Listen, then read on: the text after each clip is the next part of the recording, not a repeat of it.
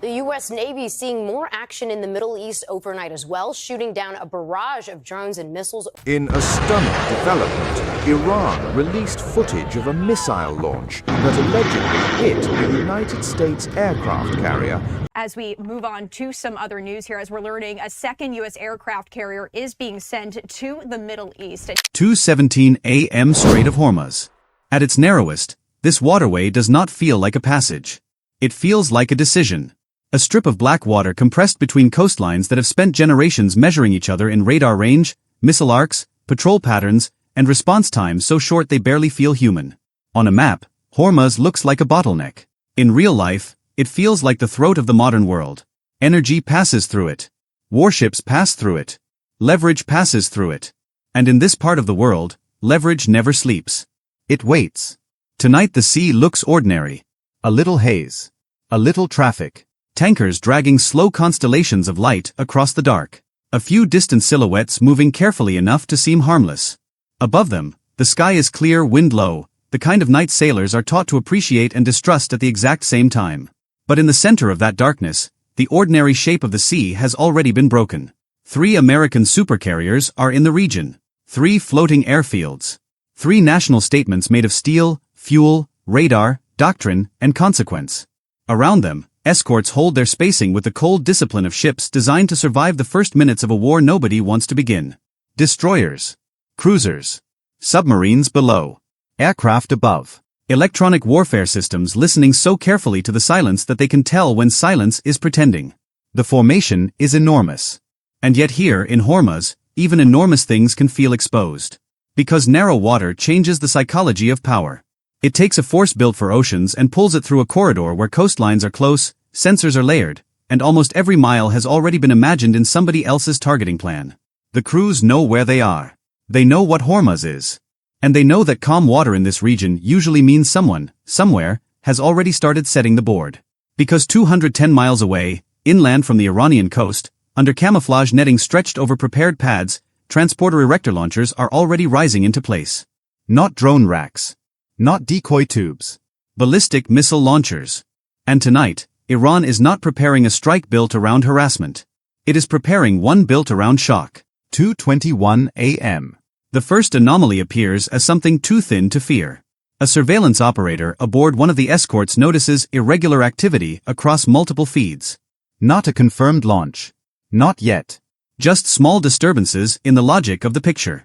A thermal bloom where there should be none. An electronic whisper that lasts too short to trust. A faint pattern inland that could be interference, could be movement, could be nothing. But crews in combat zones learn early that nothing is one of the most dangerous words in warfare. The operator flags it. The report moves to Combat Information Center. Another console checks passive sensors. Another widens regional feeds.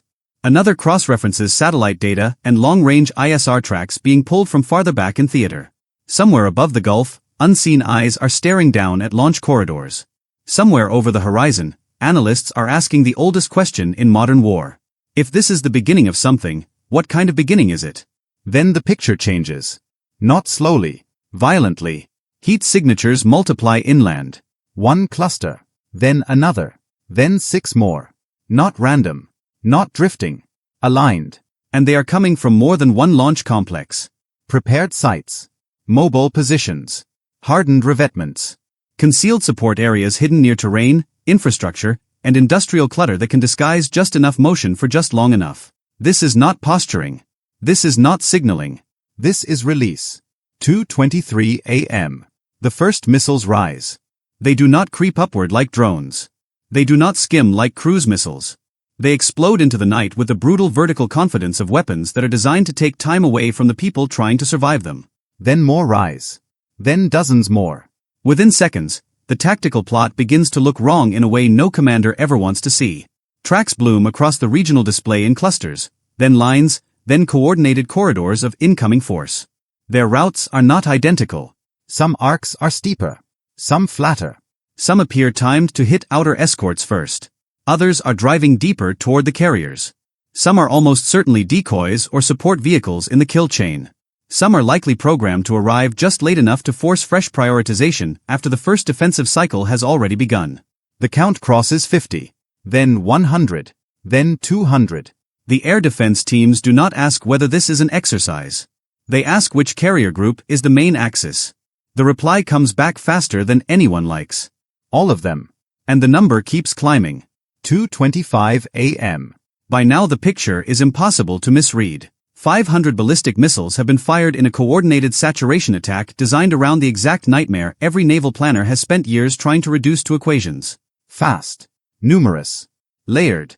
Timed. Not all equally advanced. Not all equally accurate. They do not need to be. They only need to force enough decisions, fast enough, that even the most sophisticated defensive architecture begins to feel the pressure of being finite. That is the real logic of mass missile warfare. A defending fleet does not run out of courage. It runs out of clean answers. Every interceptor launched is inventory disappearing. Every second spent sorting real threats from supporting ones is time disappearing.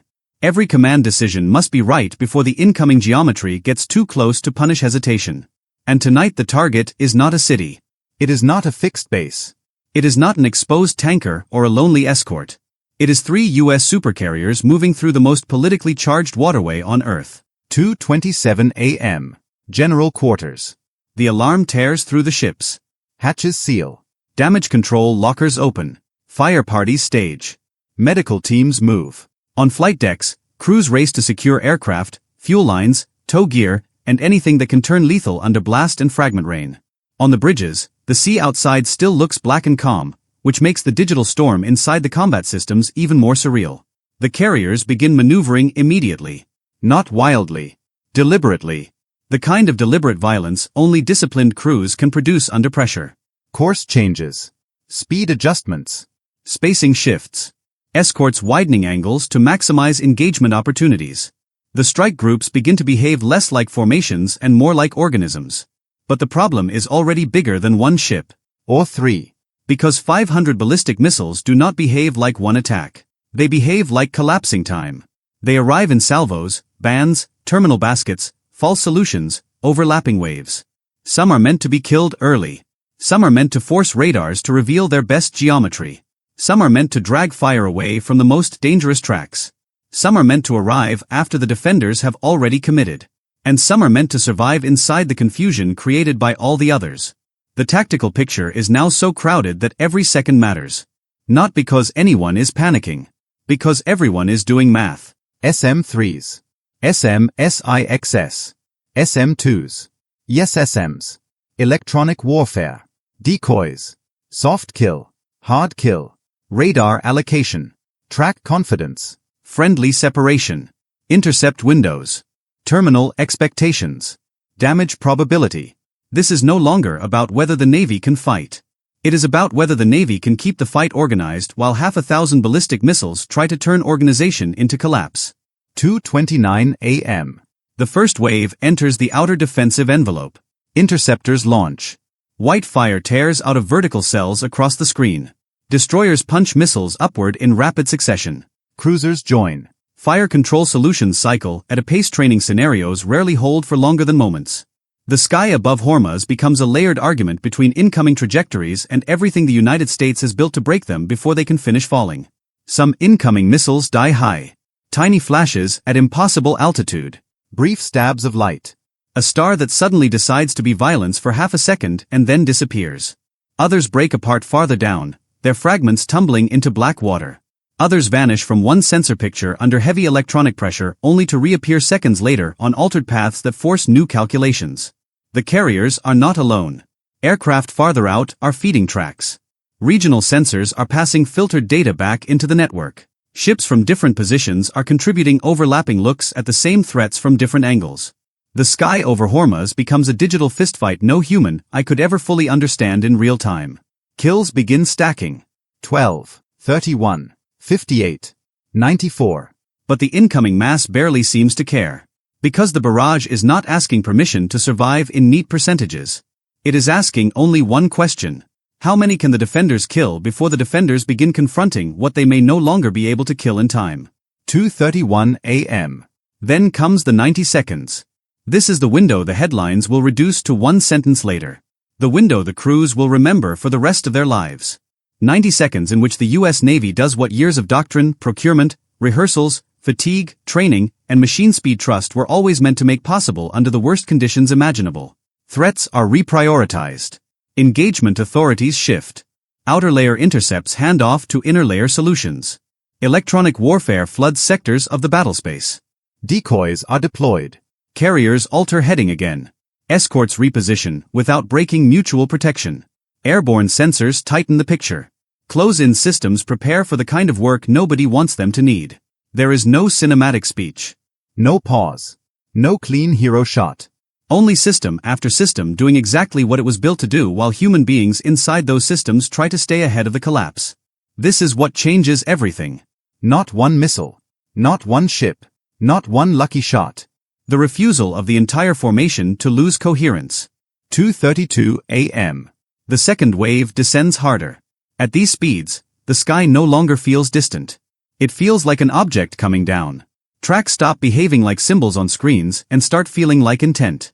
The first near misses begin writing themselves into steel and nerve. One incoming missile is intercepted off the port side of the lead carrier group, close enough that the blast lifts a tower of water into the air and slams spray and shock against the outer escort screen.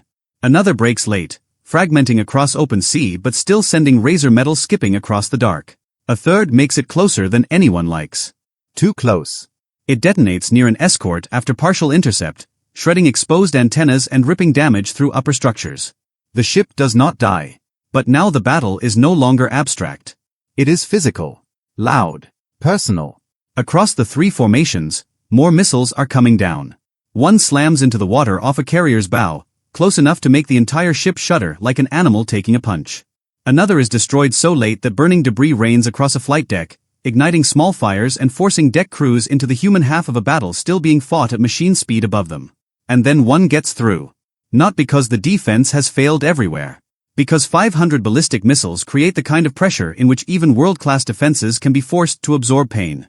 It hits high, along the outer aft section of one supercarrier, near support spaces and exposed deck infrastructure. The detonation rips steel outward, ignites stored material, and throws a pulse of orange fire into the dark that briefly paints the ship from stern to island. The carrier does not sink. But now it is fighting hurt. And the sky is still not empty. 2:34 a.m. The third Sirius band arrives while firefighters are already moving. That is the cruelty of saturation missile attacks. They do not wait for damage control to catch up to damage. Sailors can still be pulling wounded out of smoke when the next inbound is already being assigned to a launcher, a radar, a missile battery, or a gun crew that has no time to think about who just got hit. The fleet keeps firing. Interceptors climb. Electronic attack intensifies. Close-in layers prepare for leakers. More incoming missiles burst apart over open water. More are spoofed wide. More are broken just far enough away to matter. One dives off course under heavy disruption and disappears into the sea in a white vertical explosion. Another comes down almost directly over an escort before being shattered, its fragments rattling the deck in burning metal rain. One carrier loses secondary communications. Another reports localized flight deck damage. A cruiser on the screen takes a punishing near miss that cracks equipment and sends men stumbling through passageways below deck. But the barrage is thinning now. Not because it ran out of intent. Because it is finally colliding with the full depth of the defense. Airborne assets that had been holding farther out are now fully contributing. More ships are feeding the common picture. Electronic pressure grows heavier in the terminal corridors. For the first time all night, the incoming count is dropping faster than it is advancing. But not fast enough to feel safe. 2:36 a.m. Then comes the part Tehran did not expect. Because the three carrier groups had not entered Hormuz as blind targets waiting to be tested. American intelligence had spent days tracking warning signs across the Iranian coast and farther inland. Launcher movement at odd hours. Support convoys dispersing under blackout discipline too rigid for normal exercises. Signals traffic that kept stopping just before it became explainable. Small logistics changes that meant nothing alone and too much together. None of it was enough to justify the first shot. All of it was enough to prepare the second one. Hours before the missile wave began, American planners had already shifted assets into position. Submarines were already where the map looked empty. F-35s were already airborne outside easy detection lines. P-8 surveillance aircraft had already stitched together patterns of launch support, relay nodes, radar positions, and mobile command vehicles. Strike packages had already been built and held behind the lines separating suspicion from confirmation. The barrage itself provided that confirmation.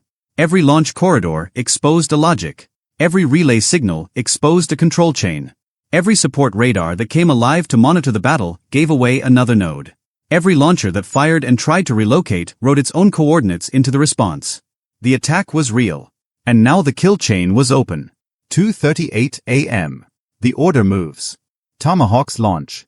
Not toward cities. Not toward symbolic targets. Toward the machinery that made the barrage possible. Coastal launch support zones. Mobile command points. Fuel storage. Missile handling sites. Communications relays. Tracking radars. Transport vehicles. The hidden backbone behind the spectacular front-end threat. At nearly the same time, stealth aircraft go active and begin feeding target quality tracks for dynamic strikes. The same darkness that helped conceal the launch now helps conceal the answer until it is too late to matter. Over Hormuz, the carriers are still fighting the last serious leakers. Along the Iranian coast and deeper inland, the architecture of the attack is already beginning to come apart. 2:49 a.m. The first U.S. counterstrikes land. A relay site coordinating portions of the barrage goes dark in a bloom of dust and fire. Minutes later, a launch support area disappears under precision hits that do not look dramatic from far away, but look very final to anyone who needed that ground alive. Another strike catches transporter vehicles before they can disperse into secondary positions. A radar node tracking ship movement in the strait vanishes from the network. Command traffic spikes. Fragments. Fails. The response is surgical, but not gentle. And that is what shocks the region. Because this was supposed to be a missile story. A demonstration that sheer volume could jam the U.S. Navy into defensive desperation inside one of the most dangerous waterways on Earth. A story in which multiple American supercarriers absorb a public lesson in vulnerability while the world watches. Instead, the world watches something colder. The carriers survive. Damaged, burning in places, bloodied, but operational. And the launching network begins getting erased before sunrise. 3:08 a.m. By now the barrage is collapsing. Of the 500 ballistic missiles launched, a staggering number have been destroyed, diverted, broken apart, or driven into the sea. Enough reached the inner battlespace to do real damage.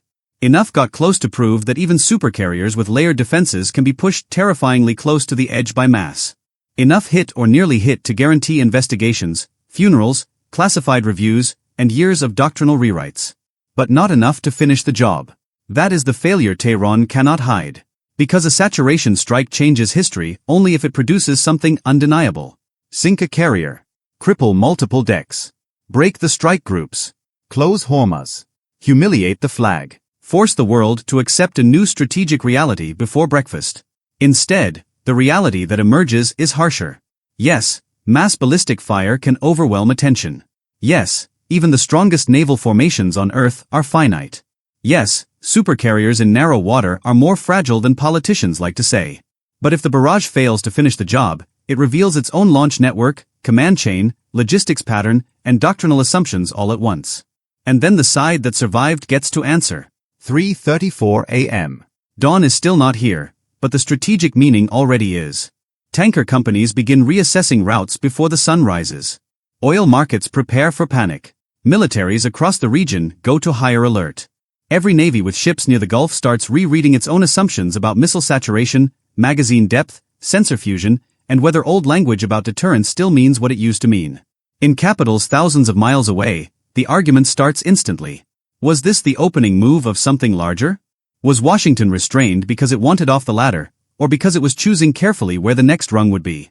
Did Iran intend to sink all three carriers, cripple one badly enough for strategic effect, or simply prove that Hormuz can never again be treated like routine transit under hostile skies?